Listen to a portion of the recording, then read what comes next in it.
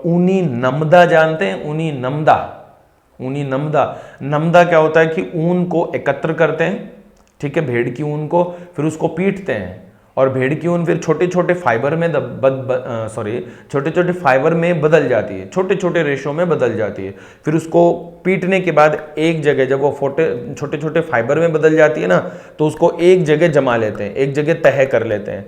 जमाने के बाद क्या करते हैं, उनको सिल देते हैं और इस प्रकार फिर उसमें कलर कर देते हैं और फिर खूबसूरत रचना बनती है जिसको हम कहते हैं नमदा।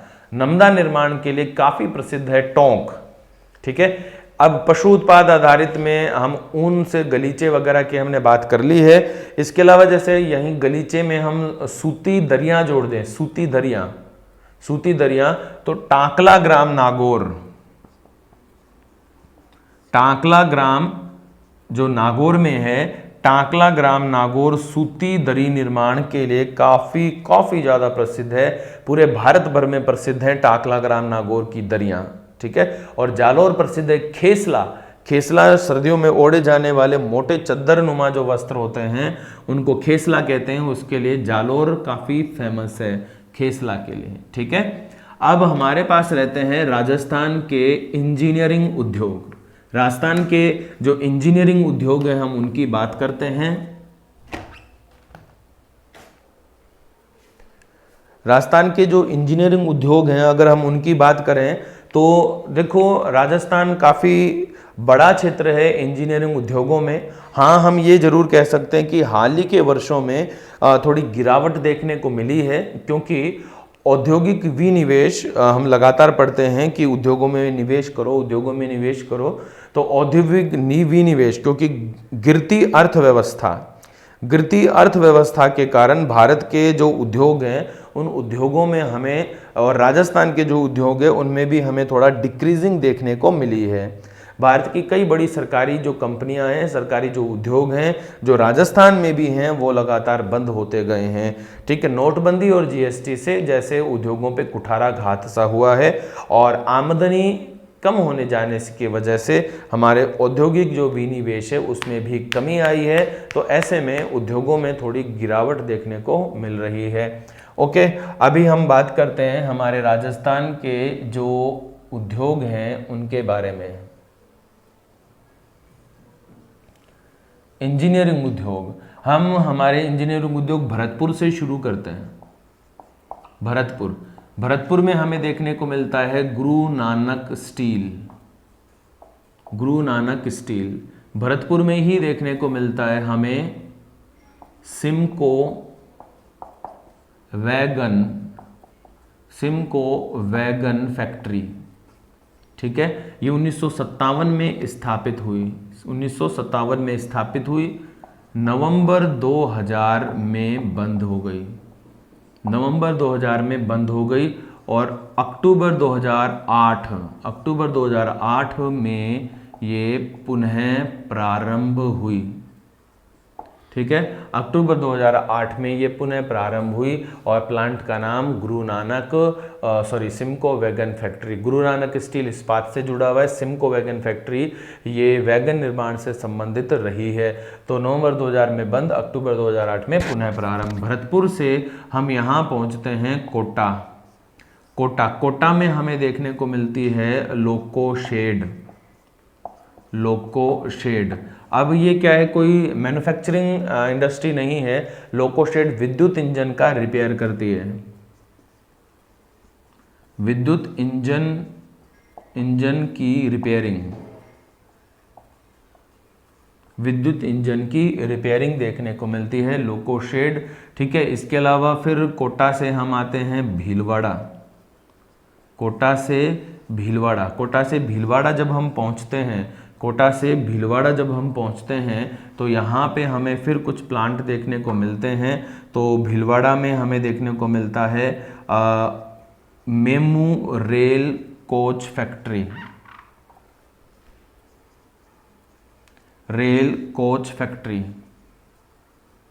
अभी तक ये स्थापित नहीं हुई है। MEMU rail coach factory Bhilwara में 22 22 सितंबर 2013 में सोनिया गांधी इस मेमू रेल कोच फैक्ट्री का शिलान्यास करके गई थी, मेमू रेल कोच फैक्ट्री का शिलान्यास करके गई थी, ठीक है। लेकिन बाद में फिर सरकार चली गई, इधर वसुंधरा आ गई और उधर नरेंद्र मोदी, तो ये जो मेमू रेल कोच फैक्ट्री का जो स्थापना वगैरह था वो क्या हो गया, कंप्लीटली बंद हो गया। अब अशोक गहलोत की सरकार आई है, तो अशोक गहलोत कह रहा है कि हम फिर से इस प्लांट को प्रारंभ करेंगे। अब मेमू रेल कोच फैक्ट्री में बनेगा क्या, तो विद्युत इंजन विद्युत ट्रेन जो होती है, विद्युत ट्रेन, लोकल विद्युत ट्रेन, उसके डिब्बे निर्मित किए जाएंगे। वो लोकल विद्युत ट्रेन के डिब्बे निर्मित किए जाएंगे इस मेमू रेल कोच फैक्ट्री में।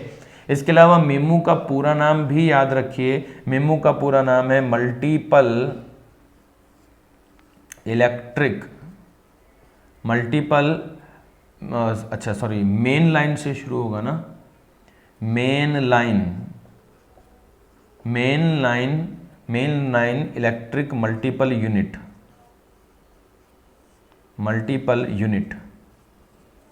Main line electric multiple unit, ये मेमू है। और ये हमारा जो भारत हैवी इलेक्ट्रिकल्स लिमिटेड है उसके द्वारा ये स्थापित की जाएगी। अब कब होगी देखेंगे, ठीक है, आप और हम दोनों। अब यहाँ से हम सीधा चलते हैं इधर जोधपुर में देखने को बनते हैं ट्रैक्टर्स के पार्ट्स बनते हैं यहाँ पे। साथ ही जोधपुर में ही देखने को मिलता है एक और प्लांट है, हिंदुस्तान रेडिएटर्स, ठीक है, ये ध्यान रखना है। तो जोधपुर से हम आ जाते हैं इधर बाड़मेर में हम HPCL की रिफाइनरी को खनिज में पढ़ चुके हैं, HPCL की रिफाइनरी बाड़मेर में, ठीक है। और इसका भी शिलान्यास 22 सितंबर 2013 में सोनिया गांधी ने ही किया था। इसके पश्चात 16 जनवरी 2018 में नरेंद्र मोदी ने इसका पुनः शिलान्यास किया है, ठीक है, ये ध्यान रखना। अब जोधपुर से नागौर होते हुए चलते हैं हम बीकानेर। जोधपुर से नागौर जाना जाता है कृषि यंत्र निर्माण के लिए, और फिर नागौर से हम आते हैं बीकानेर का लूणकरणसर, ये जाना जाता है जो डीजल पंप होते हैं पानी खींचने के लिए, सबमर्सिबल, तो ये पंप सेट निर्माण के लिए जाना जाता है लूणकरणसर। बीकानेर से चलते हैं गंगानगर, तो गंगानगर का गजसिंहपुर भी कृषि यंत्र निर्माण के लिए ही फेमस है।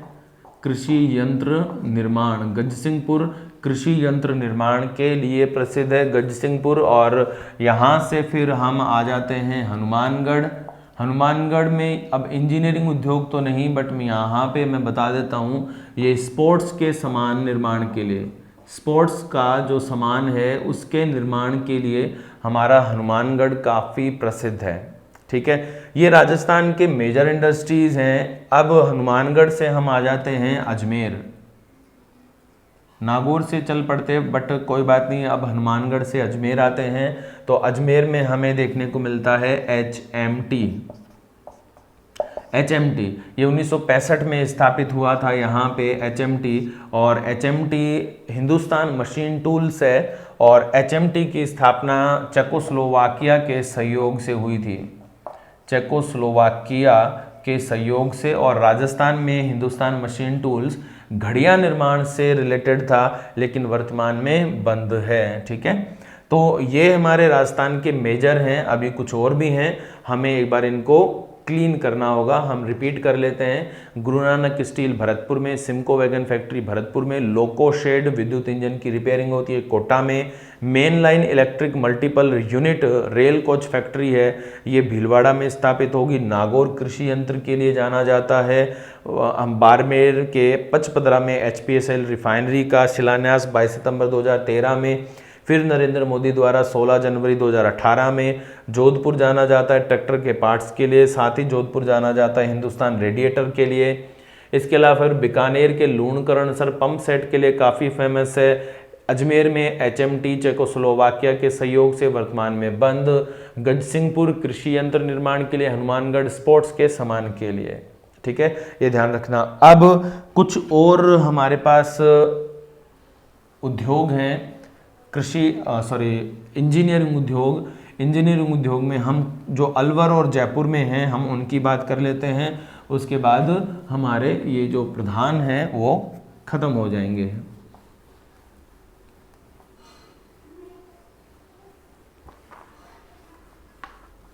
अलवर आप जानते हैं, अलवर राजस्थान का वो शहर बन चुका है जहाँ पे सबसे ज़्यादा वृहद औद्योगिक इकाइयाँ स्थापित हैं। सबसे ज़्यादा वृहद औद्योगिक इकाइयाँ जहाँ स्थापित हैं वो कौन बन गया है? अलवर। ठीक है, तो हम सबसे पहले जयपुर में जो मुख्य प्लांट हैं उनकी बात करते हैं। जयपुर में आप याद रखिए IL, ठीक है, IL तो कोटा में है, जयपुर में NBC का फुल फॉर्म होता है नेशनल बाल एंड बेयरिंग कंपनी। नेशनल बाल एंड बेयरिंग कंपनी ये बाल और बेयरिंग बनाती है, जयपुर में ही है। इसके अलावा जयपुर में है Jaipur metals and electricals. Jaipur metals and electricals, ये मेटल और इलेक्ट्रिक से संबंधित है और विशेषकर इसका जो प्रोडक्शन है वो है विद्युत मीटर। ये विद्युत मीटर बनाती है जयपुर मेटल्स। इसके अलावा जयपुर में हमें देखने को मिलती है कैप्सन कंपनी। ये कैप्सन पानी के मीटर बनाती है, पानी के मीटर निर्माण के लिए जानी जाती है। ठीक है, जयपुर में ही हमें देखने को मिलता है रोचीज वॉचेज, ये घड़ियां बनाती है, रुचि की घड़ियां, है ना, पहले आया करती थी, पहनते थे इनको, रुचि की घड़ियां। ठीक है, रुचि की घड़ियां रोचीज वॉचेज के लिए काफ़ी फेमस है जयपुर। इसके अलावा जयपुर में ही हमें देखने को मिलता है शालीमार इंडस्ट्रीज़,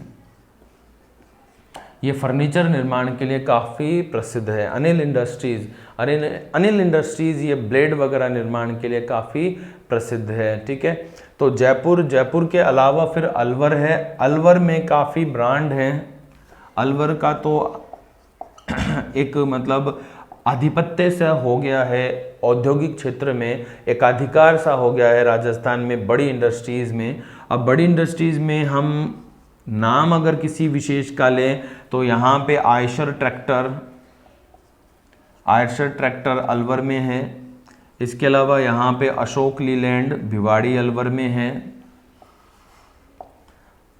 ठीक है, होंडा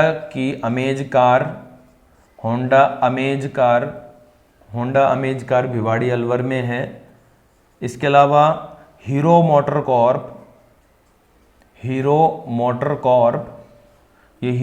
कॉर्प के भी 2 प्लांट हैं। एक टपूकड़ा में है, टपूकड़ा पड़ता है भिवाड़ी में, एक नीमराणा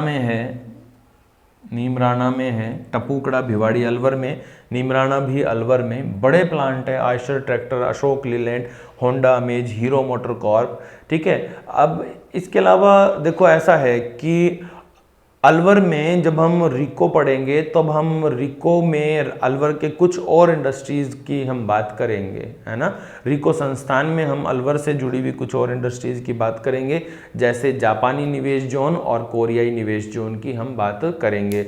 जेट्रो और कोटरा, वो आपने सुने होंगे, जेट्रो और कोटरा।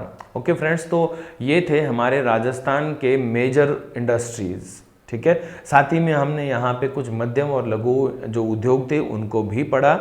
अब हमारे पास उद्योगों के बाद बच जाता है औद्योगिक विकास से जुड़ी संस्थाएं, वो भी जरूरी हैं, और उसके बाद हम पढ़ेंगे राजस्थान की औद्योगिक नीतियाँ। तो पढ़ते हैं अभी नेक्स्ट वीडियो लेक्चर में औद्योगिक विकास से जुड़ी संस्थाएं। कंटिन्यू साथ बने रहने के लिए थैंक यू। जय हिंद।